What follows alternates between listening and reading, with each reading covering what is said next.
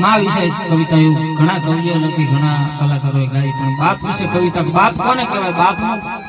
શું મહત્વ છે આપણી જિંદગીમાં, કે બાપ શું કરી શકે આપણા માટે, એના માથે એક કવિતા. કાળી મજૂરી કોકની કાયમ ઉઠીને કરે,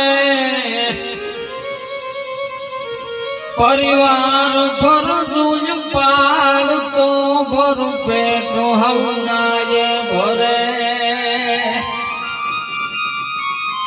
અને છોરો ઘણી ચિંતા ઘણી